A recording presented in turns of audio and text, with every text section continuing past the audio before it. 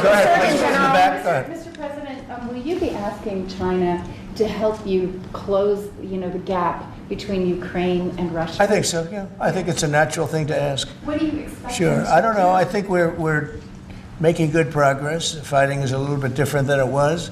I think if we weren't involved, Russia would be, going at it to maybe get the whole thing. And without our involvement, they'd be able to get it because we supplied a lot of different things foolishly.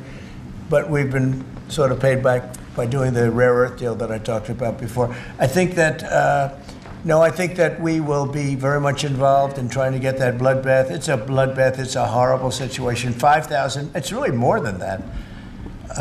But it's 5,000 soldiers on average a week, mostly soldiers, are being killed. Young, beautiful people. I mean, they're being killed. I see the satellite pictures coming back, body parts lying all over fields, heads and arms. It's so terrible. I've never seen anything like it, actually. And if we can get that stopped, that will be a great accomplishment. And we're trying very hard. And I think we're close. And Mr. Witkoff is talking constantly back and forth. He's a real professional who's got a great relationship with both countries. And I think we have a good chance. And likewise, we're trying to work on Iran to get that solved without having to get into any bombing, as we say, big bombing. I don't want to do that. I want them to work a deal. I want them to be very successful. Mr. President, Edward Lawrence from Fox Business. Yes. On the non-market barriers, how did you get the UK to bend, and what was the 11th hour deal or ask? Well, I think it was really just a part of the overall. I mean, they have so many things that are so good for them. It's going to be so good for the country. And that was sort of easy. It wasn't, we had non-market, I call it non-market or non-monetary trade barriers. And we had quite a few of them, not nearly as bad as some countries. Some countries have, they have virtually no tariff, but the rest of it is so brutal you can't do business with them, right? So it's a very important question, actually. No, I think the overall deal just worked out very well from their standpoint. They were willing to give that in order to get other things. And you might want to speak to that, Mr. Ambassador. Look, the point about the deal is that we will continue reducing tariffs and non-tariff barriers. This is a continuing picture. It's a movie. It's not a still picture here. It's a movie. Yeah. It continues. And we're both committed to freeing up trade between our countries. We're both committed to freeing up investment between our countries. And the point about this deal is that it provides a very good template and a very good launch pad for what we can continue to do and build on in the future. And that's what we're both determined to do. Many of the well, I better say. That's between us. Many of the we'll keep it confidential. Yeah, how about just one more little thing, right? It got the deal closed, and it was handled very well from the other side too. But many of these things that we're talking about, we've been talking about this for 25 years. It's hard to explain when. If you weren't sitting behind this beautiful Resolute desk, you just wouldn't get it. I have been hearing about making a deal with UK for 25 years. And especially around the time of Brexit. They wanted to make a deal, so they came out of Brexit and they make a deal, and how natural. And it just couldn't be done. It couldn't be done. Good people. And this is a bigger deal. This is a much bigger, better, stronger deal for both of us than we ever even contemplated before. It's a big deal. Virtually everyone said that it would end in failure, it would end in tears, and it's ended in exactly the opposite. Yeah. But, Mr. President, can I say that that is due to Secretary Lutnick and Ambassador Greer, who've been absolutely fantastic. But right. Yesterday I received a call, a very diplomatic call that just edged things over the line, and that was from your new ambassador in the United Kingdom. Who is terrific, man. Warren Stevens, he's here. Where is Warren? Right here. Hello, Warren. How are you? He's flying to London tomorrow night. He's going to be very popular with the British people. He's going to be a very successful ambassador. And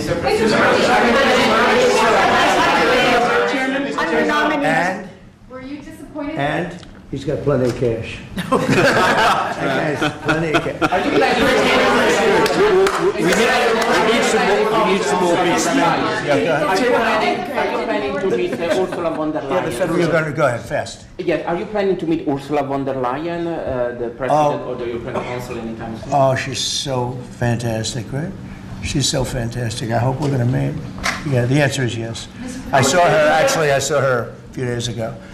And I think that we'll definitely meet, yeah. The European Union is a big thing. They want to make a deal very badly. You know, everybody wants to make a deal. Look, everybody wants to make a deal with the United States, and we're doing that, and we're going to make fair deals. I'm just honored that this was the first one. Go ahead, please. The Federal Reserve Chairman, Mr. President, says that you would have to call him for a meeting. Do you plan to meet with him? I could And what do you call him think for a about- meeting, but and it's what- like talking to a wall. He should be, What do you think about not cutting? The Bank of England cut today. well, the Bank of England cut, China cut, everybody's cutting but him. It's, I don't know. We'll see what happens. It's a shame. I call him Too Late, Too Late Powell, that's his nickname, and it's a shame, it's ridiculous. So a meeting, he's always too late. But in this case, it's not going to matter that much because our country is so strong. We're so powerful in terms of economic strength and what we've done. And I'll tell you what, if we didn't have our first term, you wouldn't be. We created things in the first term. We cut more regulations than any president in history. We cut the taxes more than anybody in history. And a very big factor is going to be the tax bill that we have right now, the one big beautiful bill, as we call it, which is all-encompassing, the biggest tax cuts ever in history, bigger than even the first time, and the incentives, even great for the UK, because it'll make us so strong that we're going to be doing more business with you. It's a very important element for taxes, for every aspect, regulation cuts. That bill is, I believe it's the biggest bill of its kind ever in the history of this country. And Speaker Johnson and Leader Thune have done an incredible job. I mean, I'll let you know, we have to get a vote, but we have a lot of support for that bill. And if that happens on top of all of these trade deals that we're doing, this country will hit a point that you better go out and buy stock now. Let me tell you, this country will be like a rocket ship that goes straight up. This is going to be numbers that nobody's ever seen before. That's a very important element of all of this. If we get that, if you don't, and the Democrats are fighting it only because they want to fight. They have Trump derangement syndrome. If it was somebody else, they wouldn't fight. If you had a normal person, if you had some stiff sitting behind you, they'd be fine. But they have Trump derangement syndrome. Senator Schumer's become a Palestinian. Welcome. I don't know when they're going to give him the ceremony, whatever the ceremony may be. It's terrible what's happened to the Democrats. So, very, very important element of everything, of what we're doing, unrelated to today, but related in the sense that we'll do, if that passes, we'll do even more business with the UK. We'll have so much. It's the biggest tax cut in history. It's going to make our country zoom. It's going to be incentive, as you know, with the deduction basically for work. You work, you build, you plant, etc. Your deduction. It's going to be the biggest. It's the biggest bill of its kind ever passed. Maybe the biggest bill ever passed. That's why we call it the one big beautiful bill. You just announced a new nominee for the U.S. Surgeon General who never finished her residency and is not a practicing physician. So can you explain why you picked her to be America's top doctor? Because Bobby thought she was fantastic. She's she's a brilliant woman who went through Stanford, and as I understand it, she basically wanted to be an academic as opposed to a surgeon. I think she graduated first in her class at Stanford. And Bobby really thought she was great. I don't know her. I listened to the recommendation of Bobby. I met her yesterday and once before. She's a very outstanding person, a great academic, actually. So I think she'll be great. You're nominating for U.S. Attorney of D.C. Do you have a backup plan if this Senate? Oh, I do, yeah, but he's a terrific person, and he wasn't getting the support from people that I thought. He's done a very good job. Crime is down 25% in D.C. During his period of time. I'm very disappointed in that, but I have so many different things that I'm doing now with the trade. I'm one person. I can only I can only lift that little phone so many times in a day. But we have somebody else that will be great. I just want to say Ed is unbelievable, and hopefully we can bring him into, whether it's DOJ or whatever, in some capacity, because really outstanding. To me, it was disappointing, I'll be honest. I have to be straight. I was disappointed. A lot of people were disappointed. But that's the way it works sometimes, you know. That's the way it works. And he wasn't rejected, but we felt it would be hard.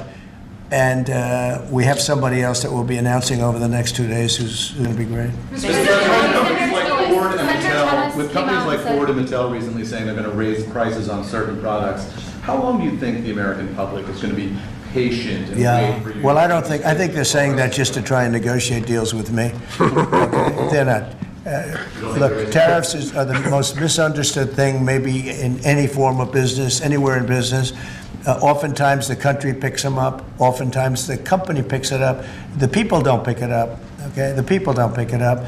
And if Ford did that, they wouldn't sell any cars. And if Mattel, I don't know, I'm not so sure. They also said they're the only country I've heard. They said, well, we're going to go counter. We're going to try going someplace else. That's okay. Let him go, and we'll put 100% tariff on his toys, and he won't sell one toy in the United States, and that's their biggest market.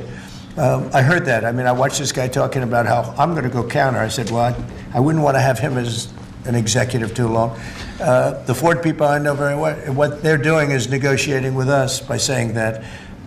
But we don't think that's going to happen. Look, I put out a truth today, and it said that gas is down, gasoline is down, energy is down, groceries are down, eggs are down. I mean, eggs, thank you very much, but eggs are down. When I came in the first week, you guys hit me with eggs.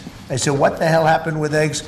Eggs were up like 170% and going up, and they said don't order any for Easter. And we were thinking about ordering plastic eggs like everybody was doing. And Brooke did a fantastic job, agriculture. Brooke did a fantastic job. And we had hundreds of thousands of eggs out here on the lawn just 2 weeks ago at Easter. But you take a look at the cost. Energy's down. Even interest rates are down. Now, if the chairman of the Fed, Jerome, if he would lower interest rates like China did, like I think UK did, but like numerous other countries have done, it's like jet fuel. It'd be great, but he doesn't want to do it. I think he doesn't want to do it. Probably he's not in love with me. I think that's right. It's sort of a crazy reason, but that's the way life is. Anybody in his position would be like jet fuel.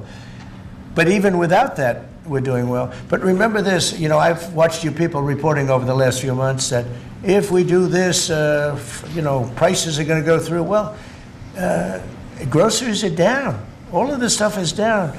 Lumber is down. Oil is gone to, I mean, we have that thing broke 60, right? $60 a barrel.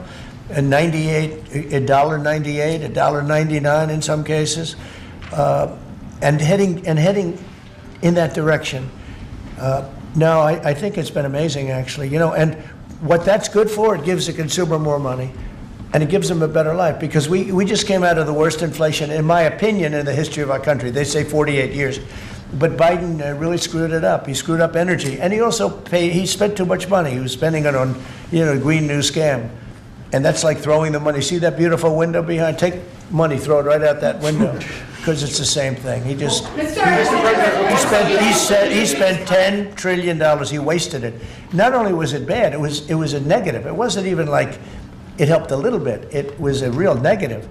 And then on top of it, they let 21 million people into our country without any identification, anything. Just let them in. It's very, very sad. Well, we'll do one or two more. $1.99 gas. Violence in India and Pakistan. What? Who are you with? I'm with the Daily Telegraph. You know me from Yeah, I do. How concerned are you about the UK's reliance on China? Chinese money in the money markets, Chinese exports. We're not concerned. Is that something that came up in discussions? I'm not concerned about anything. If I was, I wouldn't even be here right now. If I was concerned about anything, and it wouldn't be that, but I wouldn't be here right now. No, we're not concerned. We're going to have, I believe, a very good relationship with China and a fair relationship, and it'll get bigger and it'll grow. It'll grow. As an example, if they open up the country, that'll be the best thing China ever did for itself. They don't know that yet because, it's been a different system. But that'll be the greatest thing that ever happened to China. The people will be happier. They'll buy for less. They'll see things that they never saw before, and they'll be buying them.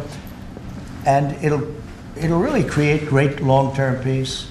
And if I could ask one of the Agriculture Secretary, actually, there's a lot of concern about chlorinated chicken, the import of hormone-treated beef. Has that question been addressed, resolved in these talks, or is that something for the continuing negotiations? Well, James. I would just